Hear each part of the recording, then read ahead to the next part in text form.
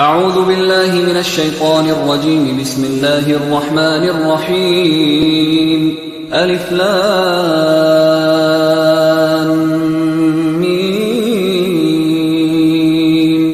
ذلك الكتاب لا ريب فيه هدى للمتقين الذين يؤمنون بالغيب ويقيمون الصلاة ومما رزقناهم ينفقون والذين يؤمنون بما أنزل إليك وما أنزل من قبلك وبالآخرة هم يوقنون أولئك على هدى من ربهم وأولئك هم المفلحون. إن الذين كفروا سواء عليهم أأنذرتهم أم لم تنذرهم لا يؤمنون. ختم الله على قلوبهم وعلى سمعهم وعلى أبصارهم غشاوة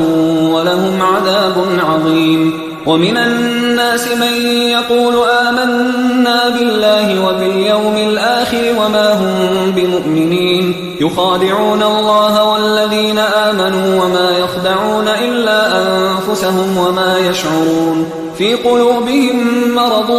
فزادهم الله مرضا ولهم عذاب أليم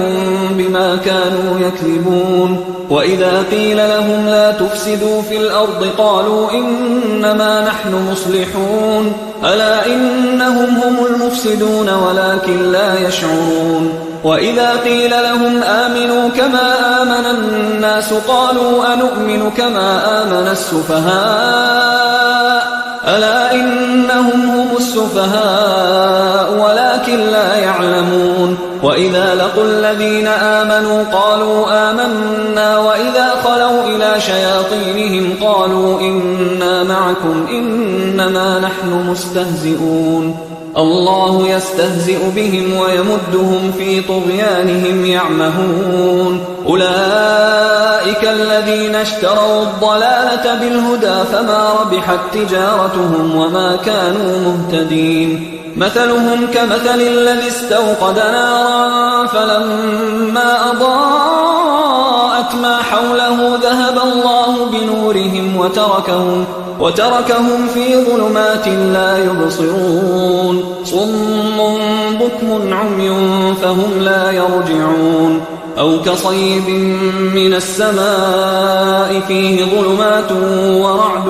وبرق يجعلون أصابعهم في آذانهم من الصواعق حذر الموت والله محيط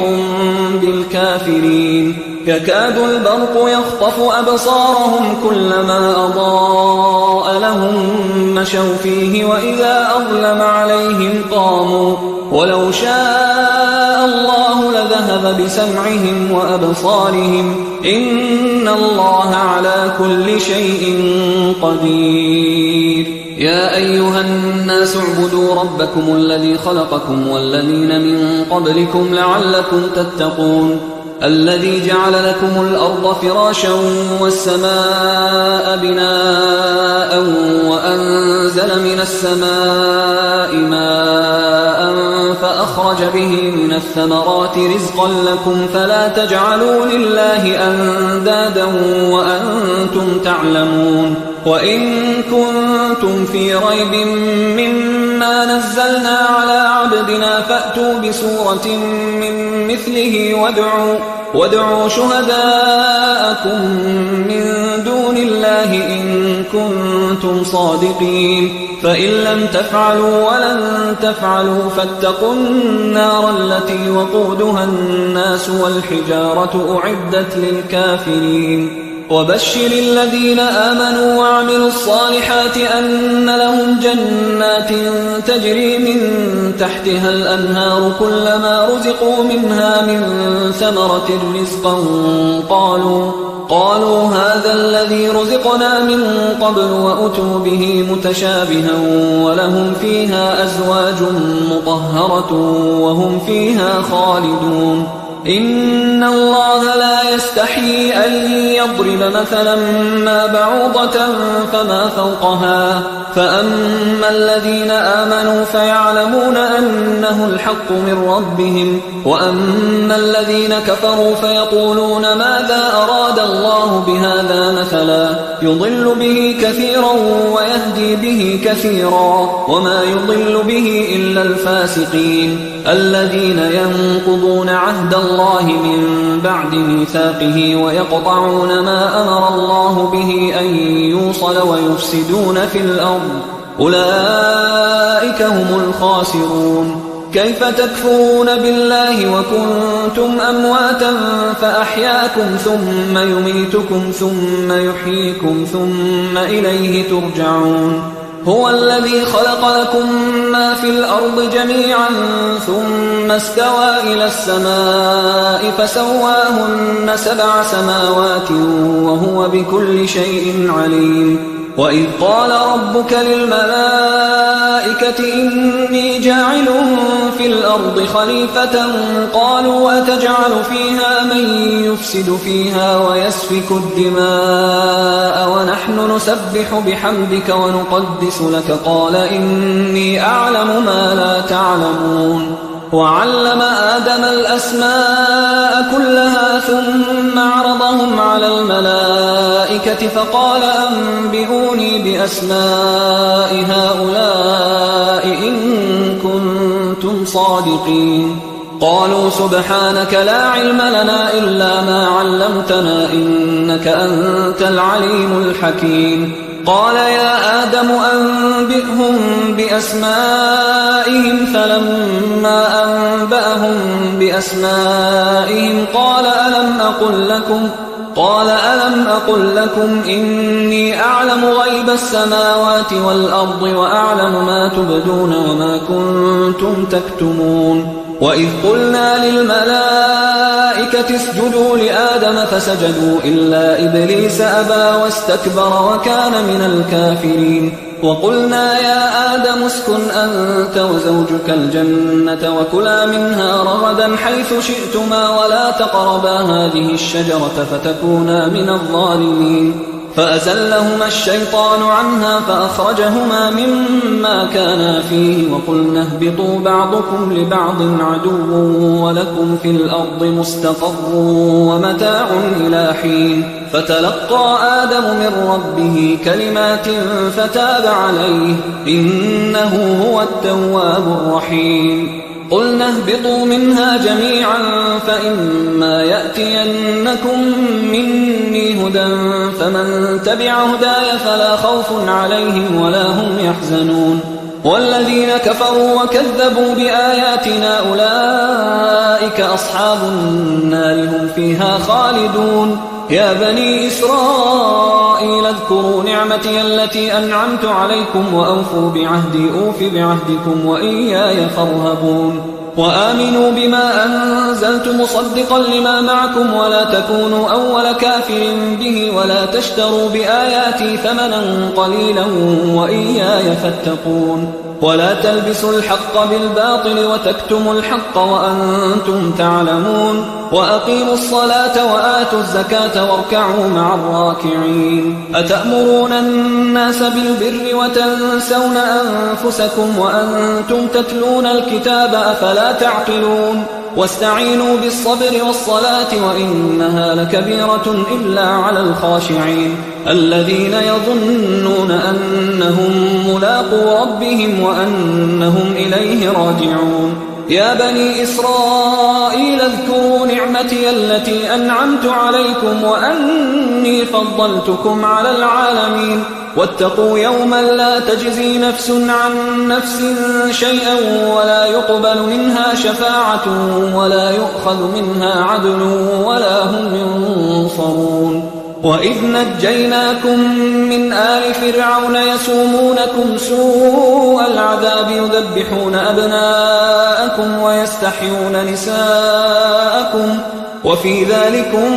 بلاء من ربكم عظيم وإذ فرقنا بكم البحر فأنجيناكم وأغرقنا آل فرعون وأنتم تنظرون وإذ واعدنا موسى 40 ليلة ثم اتخذتم العجل من بعده وأنتم ظالمون ثم عفونا عنكم من بعد ذلك لعلكم تشكرون وإذ آتينا موسى الكتاب والفرقان لعلكم تهتدون وإذ قال موسى لقومه يا قوم إنكم ظلمتم أنفسكم باتخاذكم العجل فتوبوا إلى بارئكم فاقتلوا أنفسكم ذلكم خير لكم عند بارئكم فتاب عليكم إنه هو التواب الرحيم وإذ قلتم يا موسى لن نؤمن لك حتى نرى الله جهرة فأخذتكم الصاعقة وأنتم تنظرون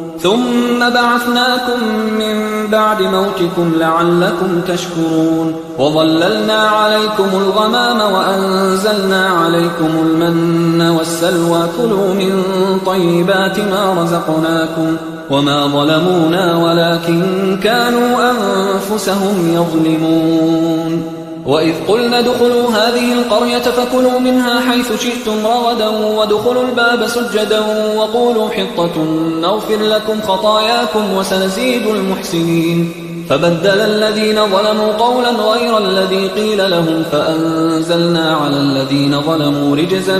من السماء بما كانوا يفسقون وإذ استسقى موسى لقومه فقلنا اضرب بعصاك الحجر فانفجرت منه 12 عينا قد علم كل أناس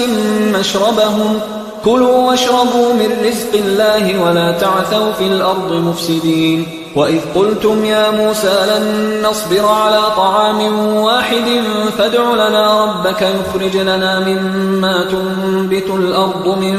بقلها وقثائها وفومها وعدسها وبصلها قال أتستبدلون الذي هو أدنى بالذي هو خير اهبطوا مصرا فإن لكم ما سألتم وضربت عليهم الذلة والمسكنة وباءوا بغضب من الله ذلك بأنهم كانوا يكفرون بآيات الله ويقتلون النبيين بغير الحق ذلك بما عصوا وكانوا يعتدون إن الذين آمنوا والذين هادوا والنصارى والصابئين من آمن بالله واليوم الآخر وعمل صالحا فلهم أجرهم عند ربهم ولا خوف عليهم ولا هم يحزنون وإذ أخذنا ميثاقكم ورفعنا فوقكم الطور خذوا ما آتيناكم بقوة واذكروا ما فيه لعلكم تتقون ثم توليتم من بعد ذلك فلولا فضل الله عليكم ورحمته لكنتم من الخاسرين ولقد علمتم الذين اعتدوا منكم في السبت فقلنا لهم كونوا قردة خاسئين فجعلناها نكالا لما بين يديها وما خلفها وموعظة للمتقين وإذ قال موسى لقومه إن الله يأمركم أن تذبحوا بقرة قالوا أتتخذنا هزوا قال أعوذ بالله أن أكون من الجاهلين قالوا ادع لنا ربك يبين لنا ما هي قال إنه يقول إنها بقرة لا فارض ولا بكر عوان بين ذلك فافعلوا ما تؤمرون قالوا ادع لنا ربك يبين لنا ما لونها قال إنه يقول إنها بقرة صفراء فاقع لونها تسر الناظرين قالوا ادع لنا ربك يبين لنا ما هي إن البقرة شابه علينا وإنا إن شاء الله لمهتدون قال إنه يقول إنها بقرة لا ذلول تثير الأرض ولا تسقي الحرث مسلمة لا شية فيها قالوا الآن جئت بالحق فذبحوها وما كادوا يفعلون وإذ قتلتم نفسا فادارأتم فيها والله مخرج ما كنتم تكتمون فقلنا اضربوه ببعضها كذلك يحيي الله الموتى ويريكم آياته لعلكم تعقلون ثم قست قلوبكم من بعد ذلك فهي كالحجارة أو أشد قسوة وإن من الحجارة لما يتفجر منه الأنهار وإن منها لما يشقق فيخرج منه الماء وإن منها لما يهبط من خشية الله وما الله بغافل عما تعملون أفتطمعون أن يؤمنوا لكم وقد كان فريق منهم يسمعون كلام الله ثم يحرفونه من بعد ما عقلوه وهم يعلمون وإذا لقوا الذين آمنوا قالوا آمنا وإذا خلا بعضهم إلى بعض قالوا أتحدثونهم بما فتح الله عليكم ليحاجوكم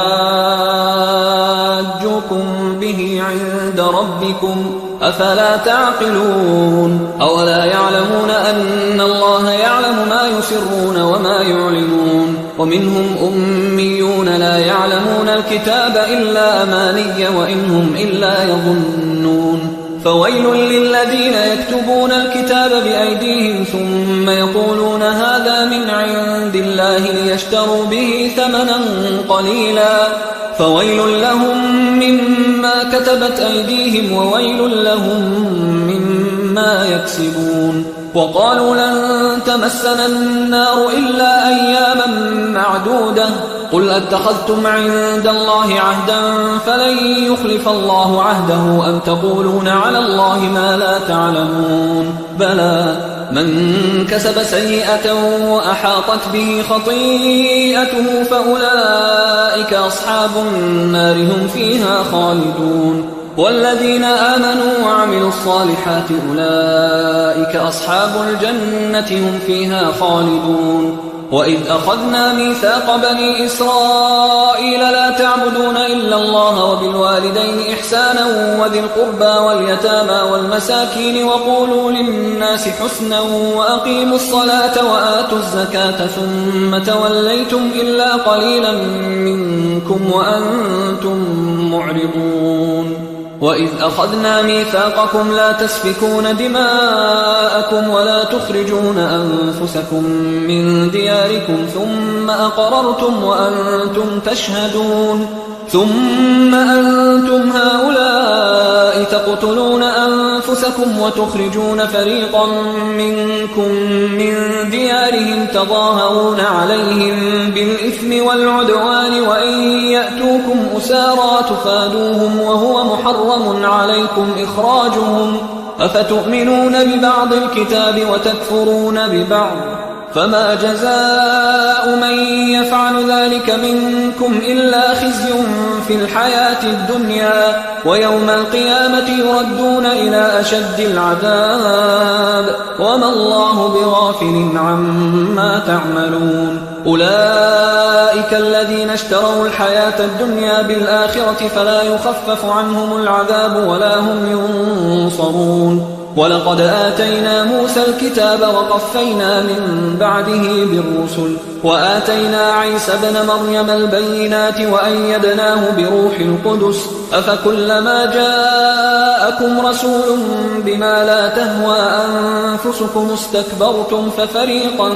كذبتم وفريقا تقتلون وقالوا قلوبنا غلف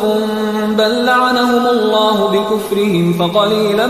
ما يؤمنون ولما جاءهم كتاب من عند الله مصدق لما معهم وكانوا من قبل يستفتحون على الذين كفروا فلما جاءهم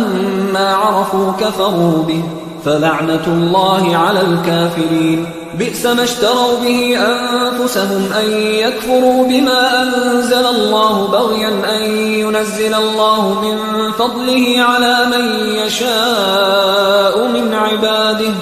فباءوا بغضب على غضب وللكافرين عذاب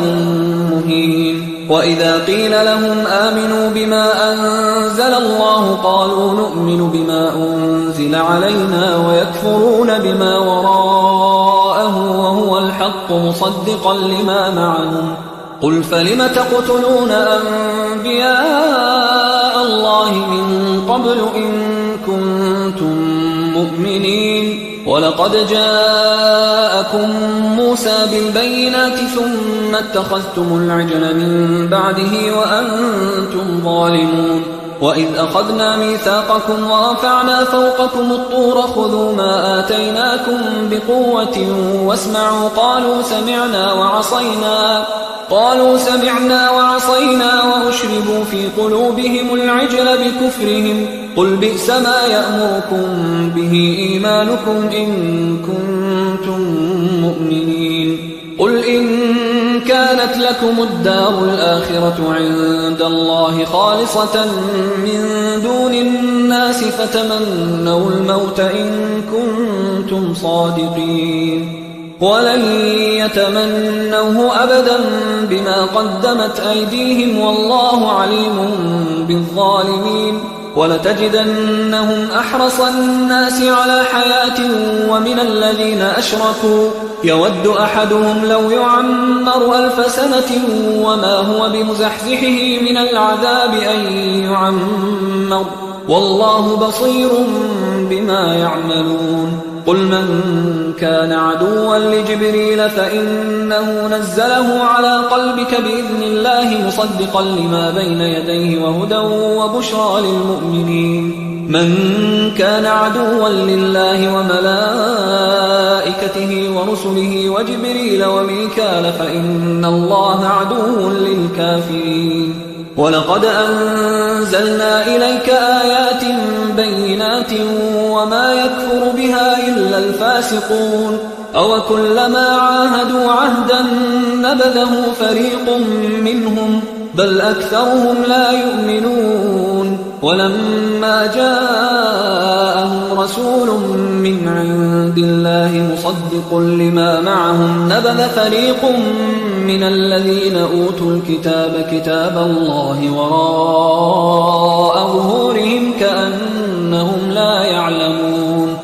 واتبعوا ما تتلو الشياطين على ملك سليمان وما كفر سليمان ولكن الشياطين كفروا يعلمون الناس السحر وما أنزل على الملكين ببابل هاروت وماروت وما يعلمان من أحد حتى يقولا إنما نحن فتنة فلا تكفر فيتعلمون منهما ما يفرقون به بين المرء وزوجه وما هم بضارين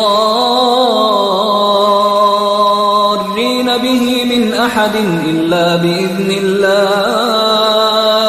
ويتعلمون ما يضرهم ولا ينفعهم ولقد علموا لمن اشتراه ما له في الآخرة من خلاق ولبئس ما شروا به أنفسهم لو كانوا يعلمون ولو أنهم آمنوا واتقوا لمثوبة من عند الله خير لو كانوا يعلمون يا أيها الذين آمنوا لا تقولوا راعنا وقولوا انظرنا واسمعوا وللكافرين عذاب أليم ما يود الذين كفروا من أهل الكتاب ولا المشركين أن ينزل عليكم من خير من ربكم والله يختص برحمته من يشاء والله ذو الفضل العظيم ما ننسخ من آية أو ننسها نأت بخير منها أو مثلها ألم تعلم أن الله على كل شيء قدير ألم تعلم أن الله له ملك السماوات والأرض وما لكم من دون الله من ولي ولا نصير أم تريدون أن تسألوا رسولكم كما سئل موسى من قبل ومن يتبدل الكفر بالإيمان فقد ضل سواء السبيل ود كثير من أهل الكتاب لو يردونكم من بعد إيمانكم كفارا حسدا من عند أنفسهم من بعد ما تبين لهم الحق فاعفوا واصفحوا حتى يأتي الله بأمره إن الله على كل شيء قدير وأقيموا الصلاة وآتوا الزكاة وما تقدموا لأنفسكم من خير تجدوه عند الله الله إن الله بما تعملون بصير وقالوا لن يدخل الجنة إلا من كان هودا أو نصارى تلك أمانيهم قل هاتوا برهانكم إن كنتم صادقين بلى من أسلم وجهه لله وهو محسن فله أجره عند ربه ولا خوف عليهم ولا هم يحزنون وقالت اليهود ليست النصارى على شيء وقالت النصارى ليست اليهود على شيء وهم يتلون الكتاب كذلك قال الذين لا يعلمون مثل قولهم فالله يحكم بينهم يوم القيامة فيما كانوا فيه يختلفون ومن أظلم ممن منع مساجد الله أن يذكر فيها اسمه وسعى في خرابها أولئك ما كان لهم أن يدخلوها إلا خائفين لهم في الدنيا خزي ولهم في الآخرة عذاب عظيم ولله المشرق والمغرب فأينما تولوا فثم وجه الله إن الله واسع عليم وقالوا اتخذ الله ولدا سبحانه بل له ما في السماوات والأرض كل له قانتون بديع السماوات والأرض وإذا قضى أمرا فإنما يقول له كن فيكون وقال الذين لا يعلمون لولا يكلمنا الله أو تأتينا آية كذلك قال الذين من قبلهم مثل قولهم تشابهت قلوبهم قد بينا الآيات لقوم يوقنون إنا أرسلناك بالحق بشيرا ونذيرا ولا تسأل عن أصحاب الجحيم ولن ترضى عنك اليهود ولا النصارى حتى تتبع ملتهم قل إن هدى الله هو الهدى ولئن اتبعت أهواءهم بعد الذي جاءك من العلم ما لك من الله من ولي ولا نصير الذين آتيناهم الكتاب يتلونه حق تلاوته أولئك يؤمنون به ومن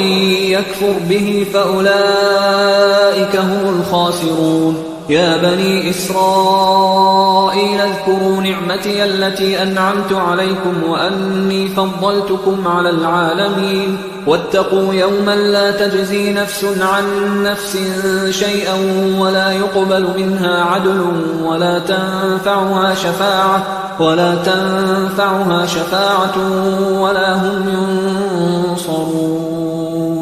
وإذ ابتلى إبراهيم ربه بكلمات فأتمهن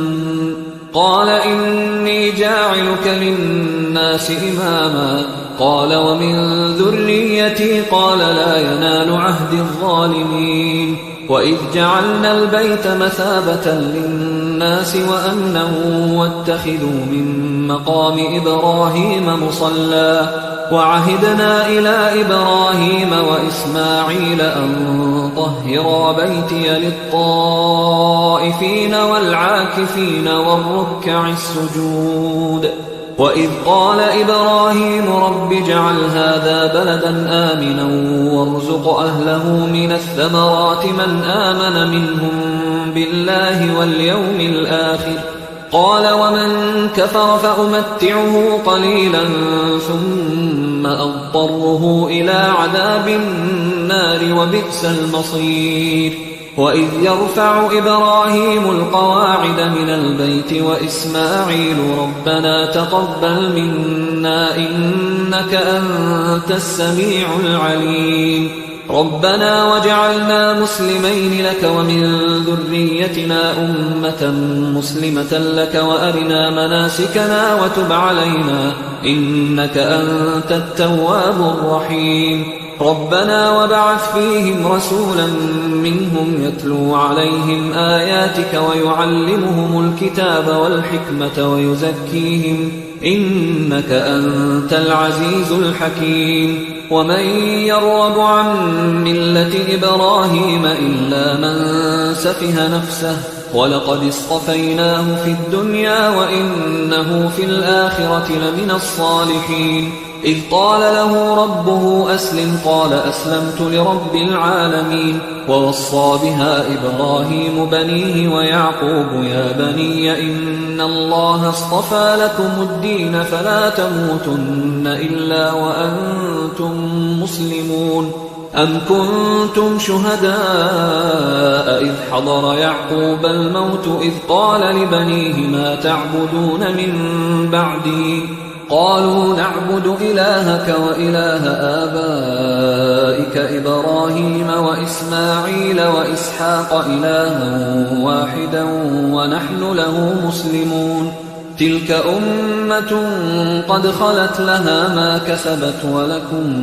ما كسبتم ولا تسألون عما كانوا يعملون وقالوا كونوا هودا أو نصارى تهتدوا قل بل ملة إبراهيم حنيفا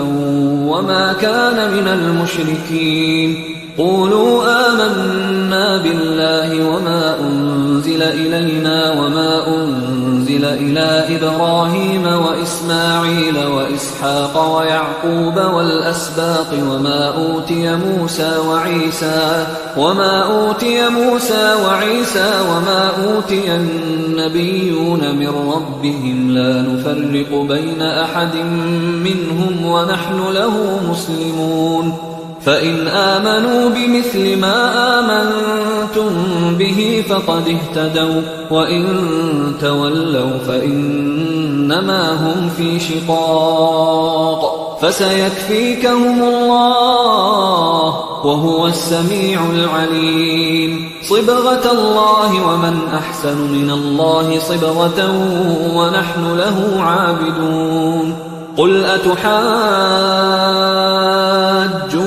في الله وهو ربنا وربكم ولنا أعمالنا ولكم أعمالكم ونحن له مخلصون أم تقولون إن إبراهيم وإسماعيل وإسحاق ويعقوب والأسباط كانوا هودا أو نصارى قل أأنتم أعلم أم الله ومن أظلم ممن كتم شهادة عنده من الله وما الله بغافل عما تعملون تلك أمة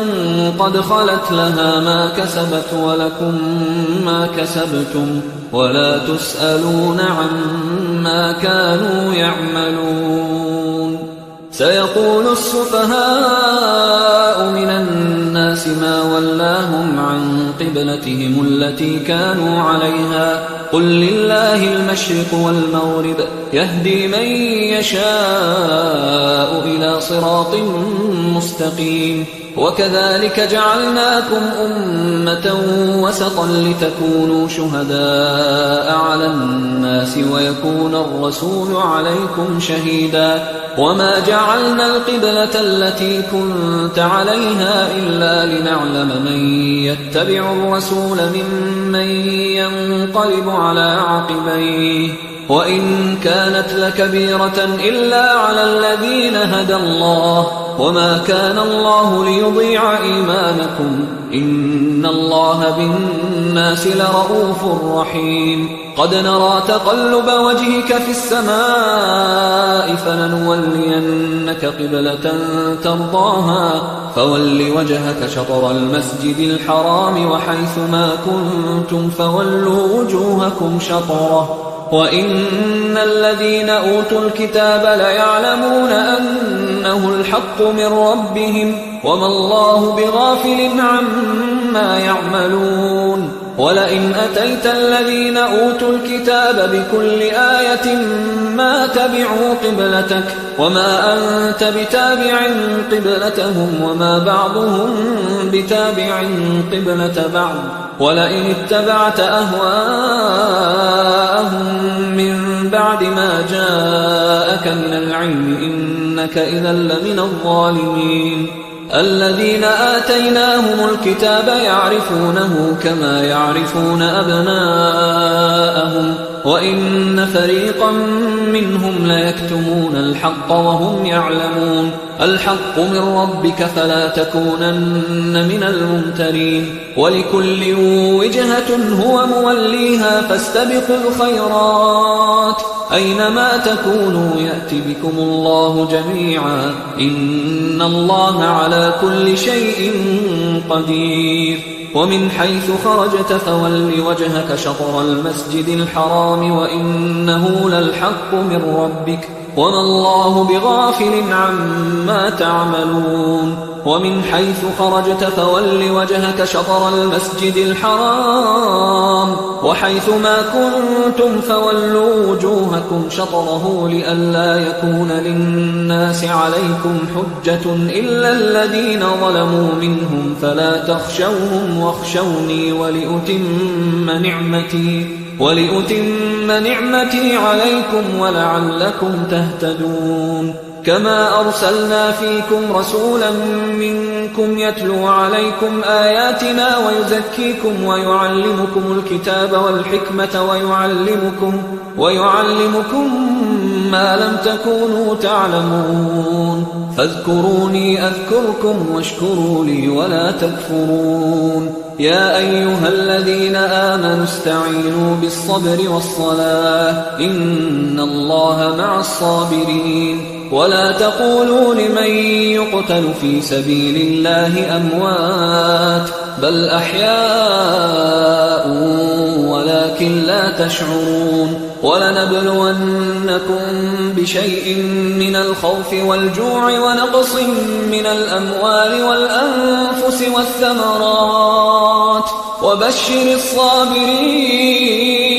الذين إذا أصابتهم مصيبة قالوا إنا لله وإنا إليه راجعون أولئك عليهم صلوات من ربهم ورحمة وأولئك هم المهتدون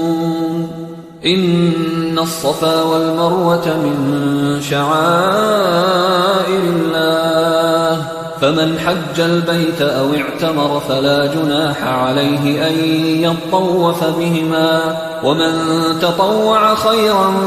فإن الله شاكر عليم إن الذين يكتمون ما أنزلنا من البينات والهدى من بعد ما بيناه للناس في الكتاب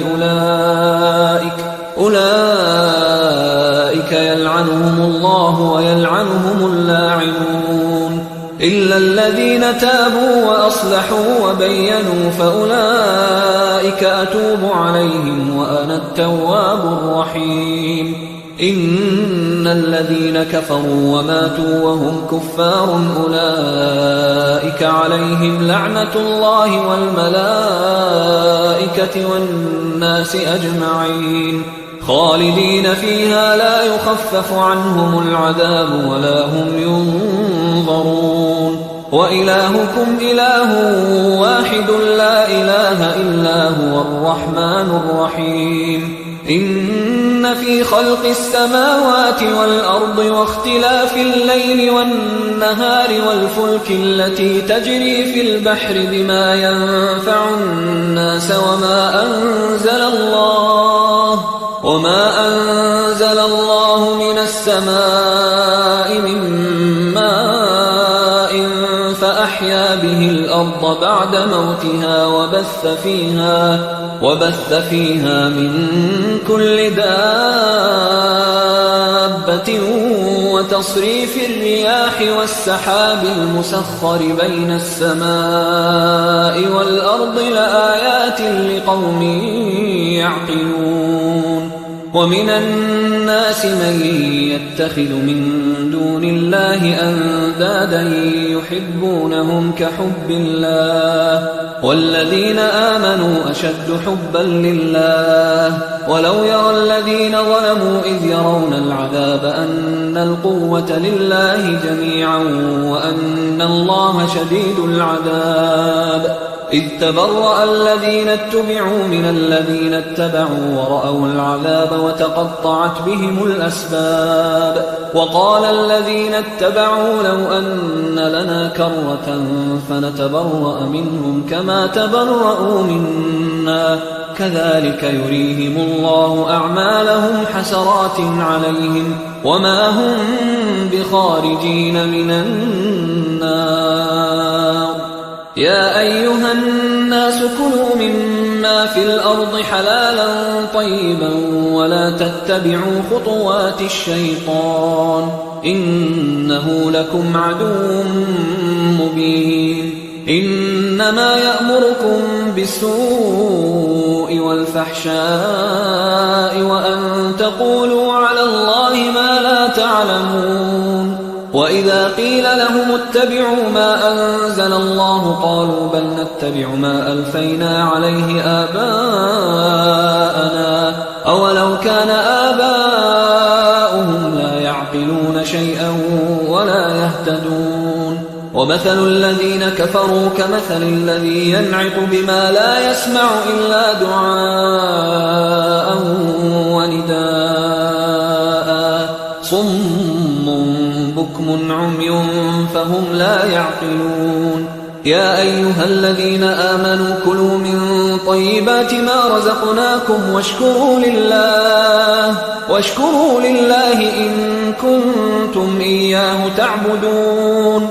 إنما حرم عليكم الميتة والدم ولحم الخنزير وما أهل به لغير الله فمن اضطر غير باغ ولا عاد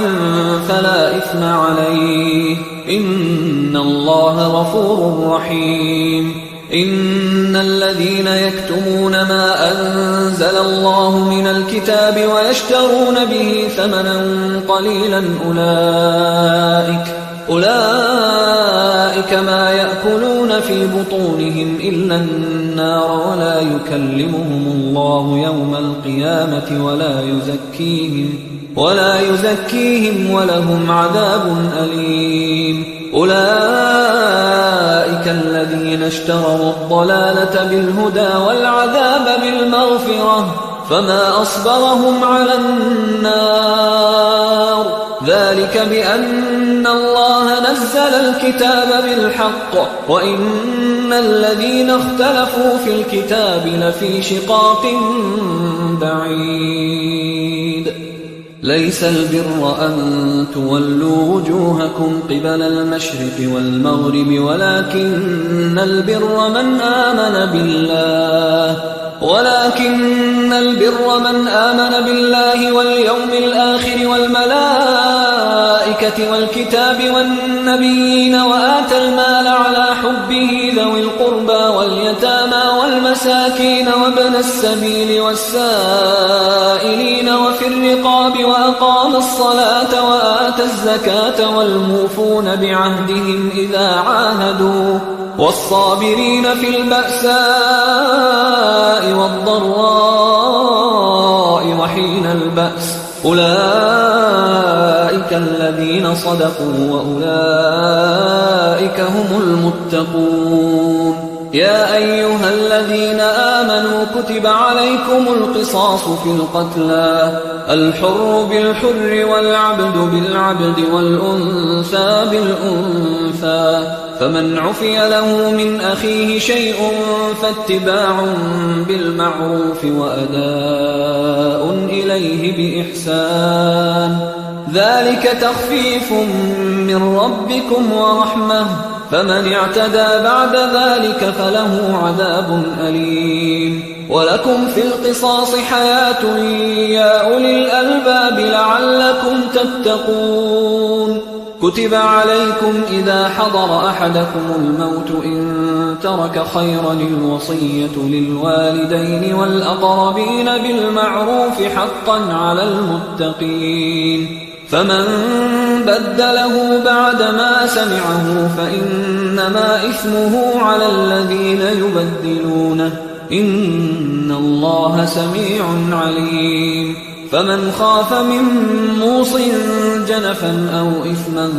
فأصلح بينهم فلا إثم عليه إن الله غفور رحيم.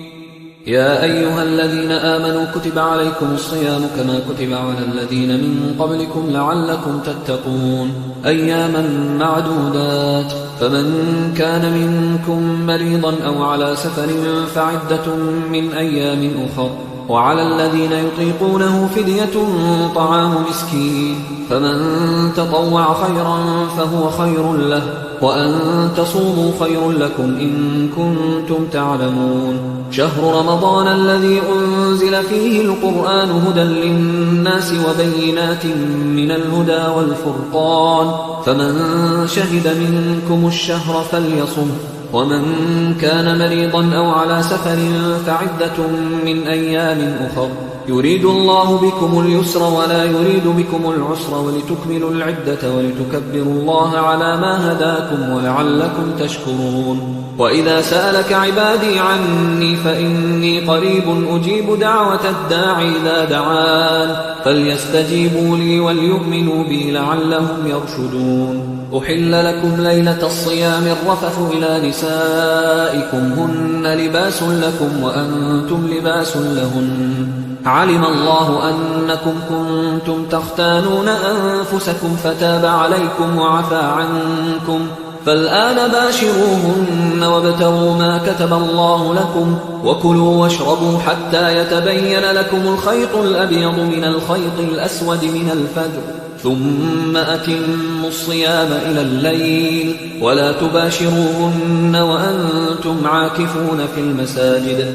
تلك حدود الله فلا تقربوها كذلك يبين الله آياته للناس لعلهم يتقون. ولا تأكلوا أموالكم بينكم بالباطل وتدلوا بها إلى الحكام لتأكلوا فريقا من أموال الناس بالإثم وأنتم تعلمون. يسألونك عن الأهلة قل هي مواقيت للناس والحج وليس البر بأن تأتوا البيوت من ظهورها ولكن البر من اتقى وأتوا البيوت من أبوابها واتقوا الله لعلكم تفلحون. وقاتلوا في سبيل الله الذين يقاتلونكم ولا تعتدوا إن الله لا يحب المعتدين. وقتلوهم حيث ثقفتموهم وأخرجوهم من حيث أخرجوكم والفتنة أشد من القتل ولا تقاتلوهم عند المسجد الحرام حتى يقاتلوكم فيه فإن قاتلوكم فاقتلوهم كذلك جزاء الكافرين فإن انتهوا فإن الله غفور رحيم. وقاتلوهم حتى لا تكون فتنة ويكون الدين لله فإن انتهوا فلا عدوان إلا على الظالمين. الشهر الحرام بالشهر الحرام والحرمات قصاص فمن اعتدى عليكم فاعتدوا عليه بمثل ما اعتدى عليكم واتقوا الله واعلموا أن الله مع المتقين. وأنفقوا في سبيل الله ولا تلقوا بأيديكم إلى التهلكة وأحسنوا إن الله يحب المحسنين. وأتموا الحج والعمرة لله فإن أحصرتم فما استيسر من الهدي ولا تحلقوا رؤوسكم حتى يبلغ الهدي محله فمن كان منكم مريضا أو به أذى من رأسه ففدية من صيام أو صدقة أو نسك فإذا أمنتم فمن تمتع بالعمرة إلى الحج فما استيسر من الهدي فمن لم يجد فصيام 3 أيام في الحج و7 إذا رجعتم تلك 10 كاملة ذلك لمن لم يكن أهله حاضر المسجد الحرام واتقوا الله واعلموا أن الله شديد العقاب. الحج أشهر معلومات فمن فرض فيهن الحج فلا رفث ولا فسوق ولا جدال في الحج وما تفعلوا من خير يعلمه الله وتزودوا فإن خير الزاد التقوى واتقون يا أولي الألباب. ليس عليكم جناح أن تبتغوا فضلا من ربكم، فإذا أفضتم من عرفات فاذكروا الله عند المشعر الحرام واذكروه كما هداكم وإن كنتم من قبله لمن الضالين. ثم أفيضوا من حيث أفاض الناس واستغفروا الله إن الله غفور رحيم. فإذا قضيتم مناسككم فاذكروا الله كذكركم آباءكم أو أشد ذكرا. فمن الناس من يقول ربنا آتنا في الدنيا وما له في الآخرة من خلاق، ومنهم من يقول ربنا آتنا في الدنيا حسنة وفي الآخرة حسنة وقنا عذاب النار. أولئك لهم نصيب مما كسبوا والله سريع الحساب. واذكروا الله في أيام معدودات، فمن تعجل في يومين فلا إثم عليه ومن تأخر فلا إثم عليه لمن اتقى. واتقوا الله واعلموا أنكم إليه تحشرون. ومن الناس من يعجبك قوله في الحياة الدنيا ويشهد الله على ما في قلبه وهو ألد الخصام. وإذا تولى سعى في الأرض ليفسد فيها ويهلك الحرث والنسل والله لا يحب الفساد. وإذا قيل له اتق الله أخذته العزة بالإثم فحسبه جهنم ولبئس المهاد. ومن الناس من يشري نفسه ابتغاء مرضات الله والله رؤوف بالعباد. يا أيها الذين آمنوا ادخلوا في السلم كافة ولا تتبعوا خطوات الشيطان إنه لكم عدو مبين. فإن زللتم من بعد ما جاءتكم البينات فاعلموا أن الله عزيز حكيم. هل ينظرون إلا أن يأتيهم الله في ظلل من الغمام والملائكة وقضي الأمر وإلى الله ترجع الأمور. سل بني إسرائيل كم آتيناهم من آية بينة ومن يبدل نعمة الله من بعد ما جاءته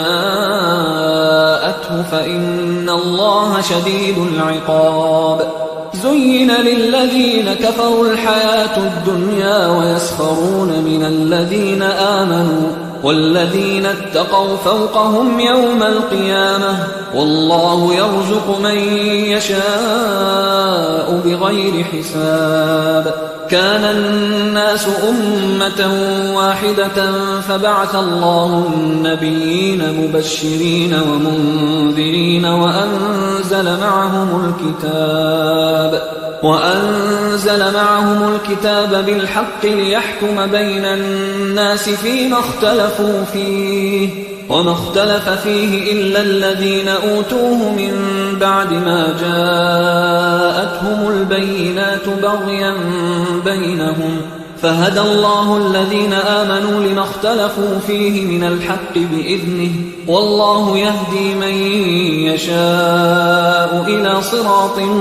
مستقيم. أم حسبتم أن تدخلوا الجنة ولما يأتكم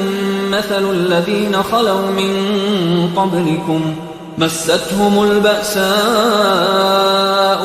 والضراء وزلزلوا حتى يقول الرسول والذين آمنوا معه متى نصر الله ألا إن نصر الله قريب. يسألونك ماذا ينفقون قل ما أنفقتم من خير فللوالدين والأقربين واليتامى والمساكين وابن السبيل وما تفعلوا من خير فإن الله به عليم كتب عليكم القتال وهو كره لكم وعسى أن تكرهوا شيئا وهو خير لكم وعسى أن تحبوا شيئا وهو شر لكم والله يعلم وأنتم لا تعلمون يسألونك عن الشهر الحرام قتال فيه قل قتال فيه كبير وصد عن سبيل الله وكفر به والمسجد الحرام وإخراج أهله منه أكبر عند الله والفتنة أكبر من القتل ولا يزالون يقاتلونكم حتى يردوكم عن دينكم إن استطاعوا ومن يرتد منكم عن دينه فيمت وهو كافر فأولئك حبطت أعمالهم في الدنيا والآخرة وأولئك أصحاب النار هم فيها خالدون إن الذين آمنوا والذين هاجروا وجاهدوا في سبيل الله أولئك يرجون رحمة الله والله غفور رحيم يسألونك عن الخمر والميسر قل فيهما إثم كبير ومنافع للناس وإثمهما أكبر من نفعهما ويسألونك ماذا ينفقون قل العفو كذلك يبين الله لكم الآيات لعلكم تتفكرون في الدنيا والآخرة ويسألونك عن اليتامى قل إصلاح لهم خير وإن تخالطوهم فإخوانكم والله يعلم المفسد من المصلح ولو شاء الله لأعنتكم إن الله عزيز حكيم ولا تنكحوا المشركات حتى يؤمنوا ولأمة مؤمنة خير من مشركة ولو أعجبتكم ولا تنكحوا المشركين حتى يؤمنوا ولعبد مؤمن خير من مشرك ولو أعجبكم أولئك يدعون إلى النار والله يدعو إلى الجنة والمغفرة بإذنه ويبين آياته للناس لعلهم يتذكرون ويسألونك عن المحيض قل هو أذى فاعتزلوا النساء في المحيض ولا تقربوهن حتى يطهرن فإذا تطهرن فأتوهن من حيث أمركم الله إن الله يحب التوابين ويحب المتطهرين نساؤكم حرث لكم فأتوا حرثكم أنى شئتم وقدموا لأنفسكم واتقوا الله واعلموا أنكم ملاقوه وبشر المؤمنين ولا تجعلوا الله عرضة لأيمانكم أن تبروا وتتقوا وتصلحوا بين الناس والله سميع عليم لا يؤاخذكم الله باللغو في أيمانكم ولكن يؤاخذكم بما كسبت قلوبكم والله غفور حليم للذين يؤلون من نسائهم تربص 4 أشهر فإن فاءوا فإن الله غفور رحيم وإن عزموا الطلاق فإن الله سميع عليم والمطلقات يتربصن بأنفسهن 3 قروء ولا يحل لهن أن يكتمن ما خلق الله في أرحامهن إن كن يؤمن بالله واليوم الآخر وبعولتهن أحق بردهن في ذلك إن أرادوا إصلاحا ولهن مثل الذي عليهن بالمعروف وللرجال عليهن درجة والله عزيز حكيم الطلاق 2 فإمساك بمعروف أو تسريح بإحسان ولا يحل لكم أن تأخذوا مما آتيتموهن شيئا إلا أن يخافا ألا يقيما حدود الله فإن خفتم ألا يقيما حدود الله فلا جناح عليهما فيما افتدت به تلك حدود الله فلا تعتدوها ومن يتعد حدود الله فأولئك هم الظالمون فإن طلقها فلا تحل له من بعد حتى تنكح زوجا غيره فإن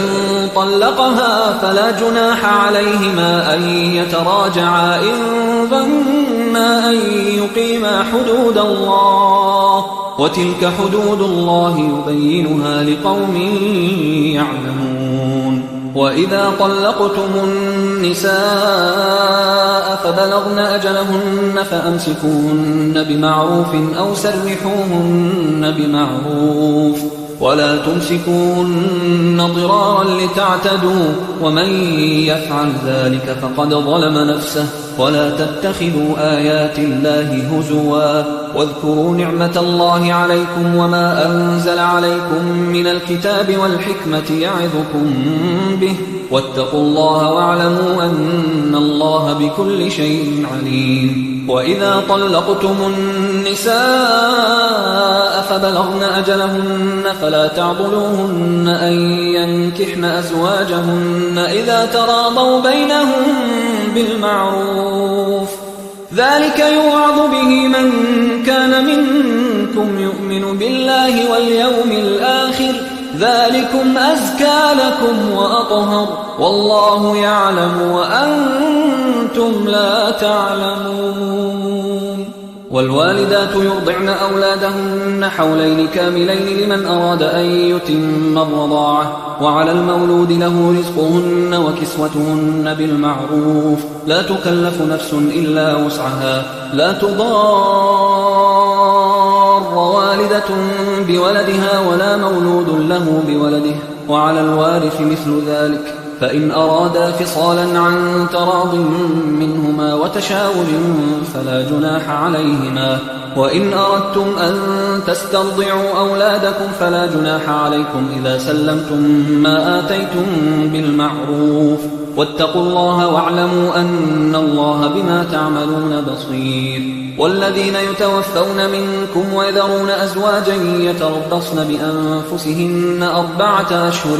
وعشرا فإذا بلغن أجلهن فلا جناح عليكم فيما فعلن في أنفسهن بالمعروف والله بما تعملون خبير ولا جناح عليكم فيما عرضتم به من خطبة النساء أو أكننتم في أنفسكم علم الله أنكم ستذكرونهن ولكن لا تواعدوهن سرا إلا أن تقولوا قولا معروفا ولا تعزموا عقدة النكاح حتى يبلغ الكتاب أجله واعلموا أن الله يعلم ما في أنفسكم فاحذروه واعلموا أن الله غفور حليم لا جناح عليكم إن طلقتم النساء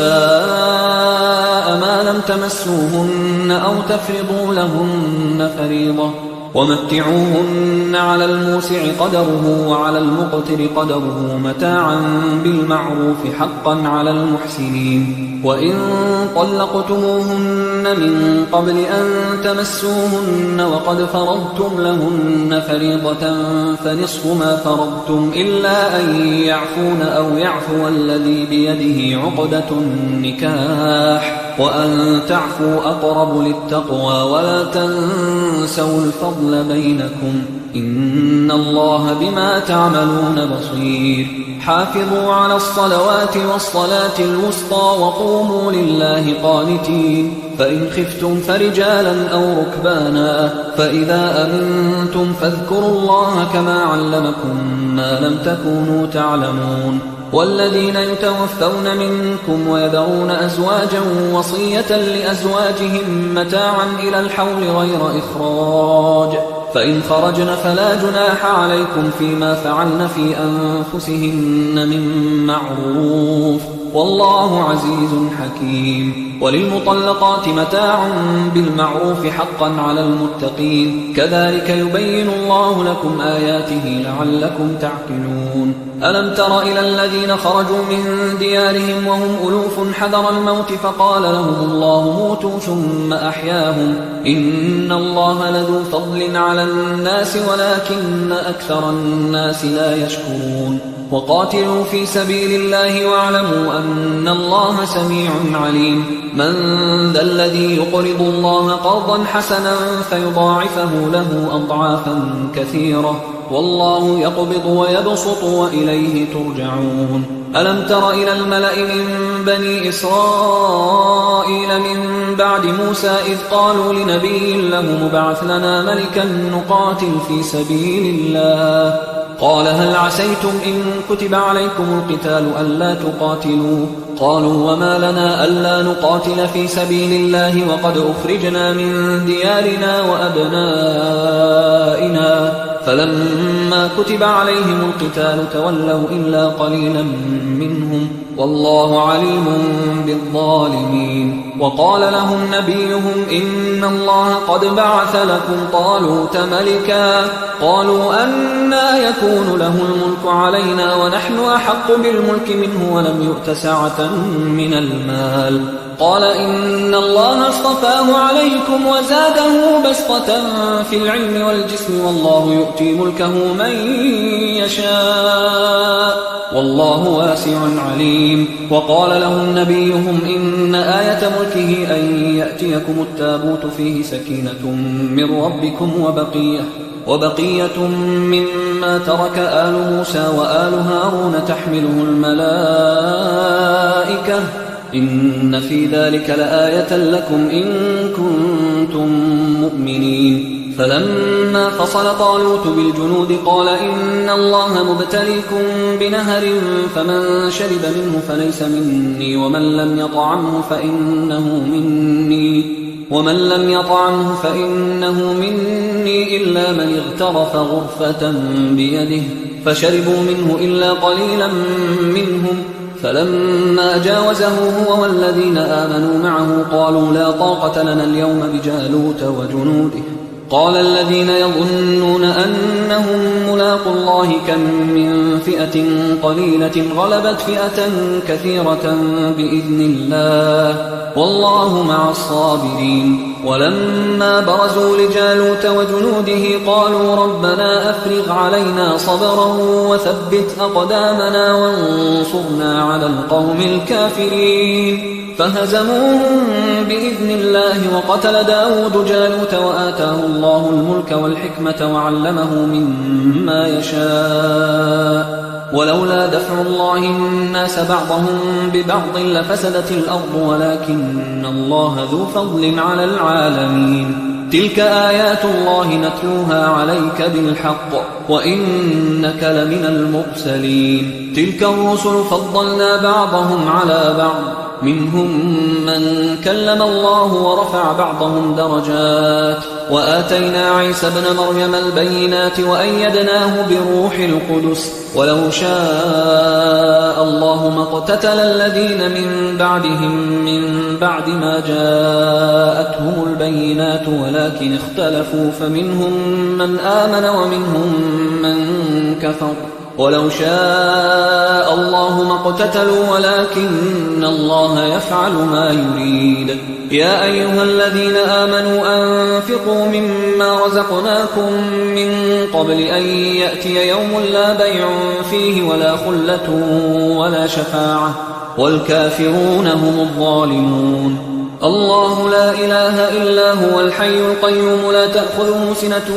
ولا نوم له ما في السماوات وما في الأرض من ذا الذي يشفع عنده إلا بإذنه يعلم ما بين أيديهم وما خلفهم ولا يحيطون بشيء من علمه إلا بما شاء وسع كرسيه السماوات والأرض ولا يؤوده حفظهما وهو العلي العظيم لا إكراه في الدين قد تبين الرشد من الغي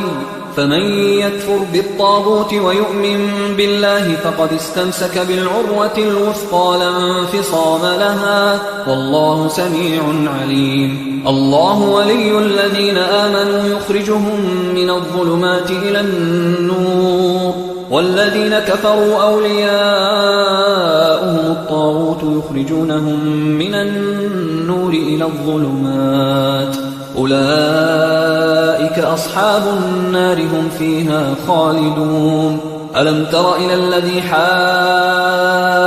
حاج إبراهيم في ربه أن آتاه الله الملك إذ قال إبراهيم ربي الذي يحيي ويميت قال أنا أحيي وأميت قال إبراهيم فإن الله يأتي بالشمس من المشرق فأت بها من المغرب فبهت الذي كفر والله لا يهدي القوم الظالمين أو كالذي مر على قرية وهي خاوية على عروشها قال أنى يحيي هذه الله بعد موتها فأماته الله 100 عام ثم بعثه قال كم لبثت قال لبثت يوما أو بعض يوم قال بل لبثت 100 عام فانظر إلى طعامك وشرابك لم يتسنه وانظر إلى حمارك ولنجعلك آية للناس وانظر إلى العظام كيف ننشزها ثم نكسوها لحما فلما تبين له قال أعلم أن الله على كل شيء قدير وإذ قال إبراهيم رب أرني كيف تحيي الموتى قال أولم تؤمن قال بلى ولكن ليطمئن قلبي قال فخذ 4 من الطير فصرهن إليك ثم اجعل على كل جبل منهن جزءا ثم ادعهن يأتينك سعيا واعلم أن الله عزيز حكيم مثل الذين ينفقون أموالهم في سبيل الله كمثل حبة أنبتت 7 سنابل في كل سنبلة 100 حبة والله يضاعف لمن يشاء والله واسع عليم الذين ينفقون أموالهم في سبيل الله ثم لا يتبعون ما أنفقوا منا ولا أذى لهم أجرهم عند ربهم ولا خوف عليهم ولا هم يحزنون قول معروف ومغفرة خير من صدقة يتبعها أذى والله غني حليم يا أيها الذين آمنوا لا تبطلوا صدقاتكم بالمن والأذى كالذي ينفق ماله رئاء الناس ولا يؤمن بالله واليوم الآخر فمثله كمثل صفوان عليه تراب فأصابه وابل فتركه صلدا لا يقدرون على شيء مما كسبوا والله لا يهدي القوم الكافرين ومثل الذين ينفقون أموالهم ابتغاء مرضات الله وتثبيتا من أنفسهم كمثل جنة بربوة أصابها وابل فآتت أكلها ضعفين فإن لم يصبها وابل فطل والله بما تعملون بصير أيود أحدكم أن تكون له جنة من نخيل وأعناب تجري من تحتها الأنهار له فيها من كل الثمرات وأصابه الكبر وله ذرية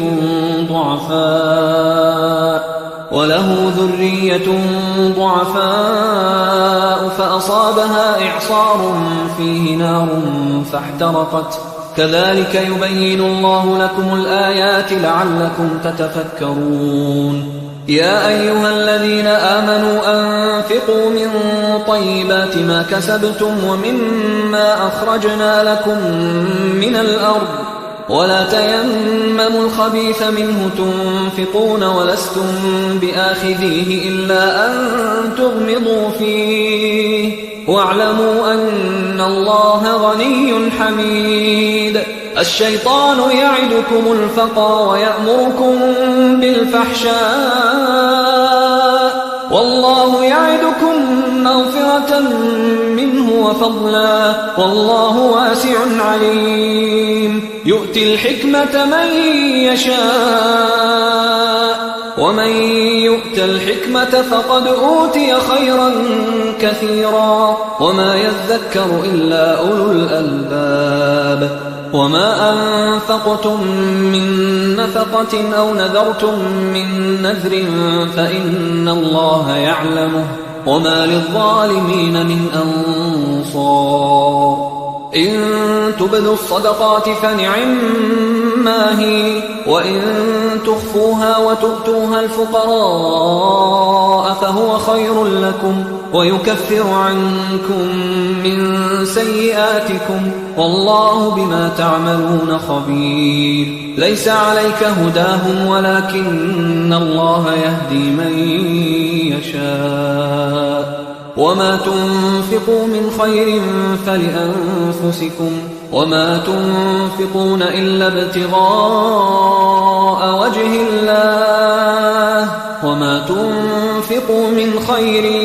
يوفى إليكم وأنتم لا تظلمون للفقراء الذين أحصروا في سبيل الله لا يستطيعون ضربا في الأرض يحسبهم الجاهل أغنياء من التعفف تعرفهم بسيماهم لا يسألون الناس إلحافا وما تنفقوا من خير فإن الله به عليم الذين ينفقون أموالهم بالليل والنهار سرا وعلانية فلهم أجرهم عند ربهم ولا خوف عليهم ولا هم يحزنون الذين يأكلون الربا لا يقومون إلا كما يقوم الذي يتخبطه الشيطان من المس ذلك بأنهم قالوا إنما البيع مثل الربا وأحل الله البيع وحرم الربا فمن جاءه موعظة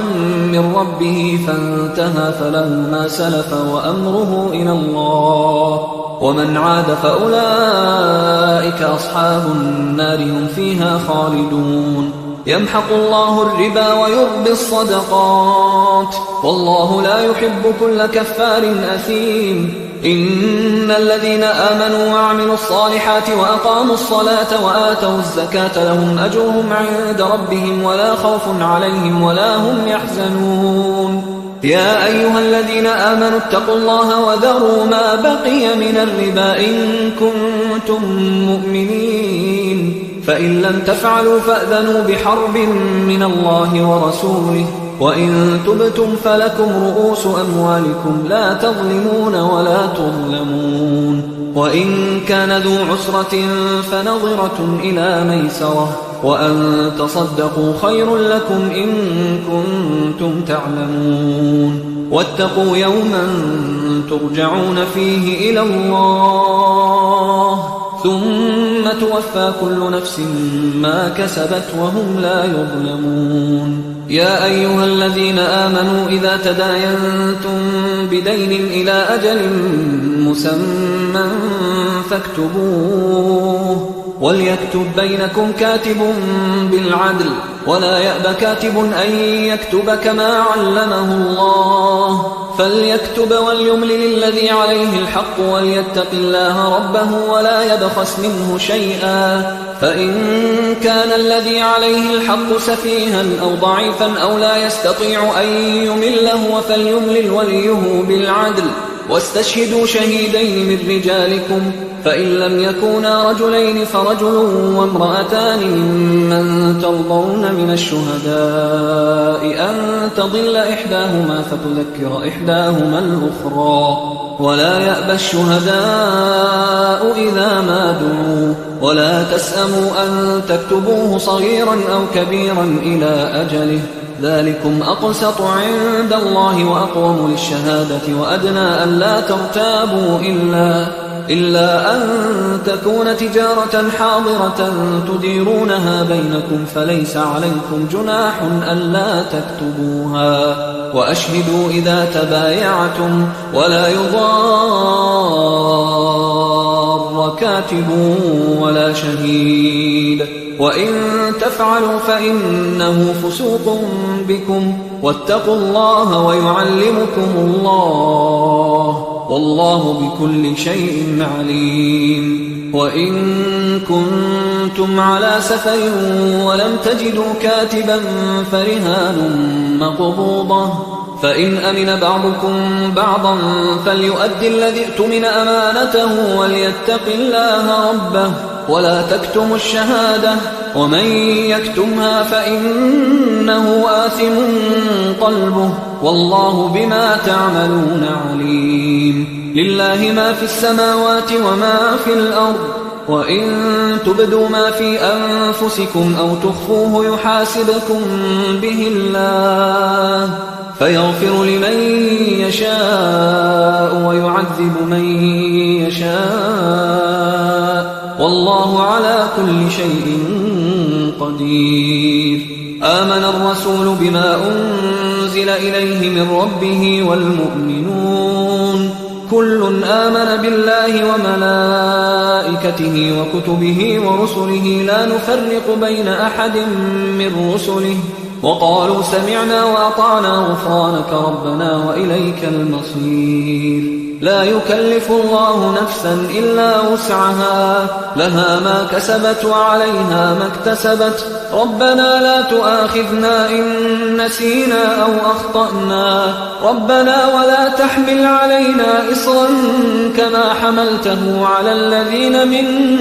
قبلنا ربنا ولا تحملنا ما لا طاقة لنا به واعف عنا واغفر لنا وارحمنا أنت مولانا فانصرنا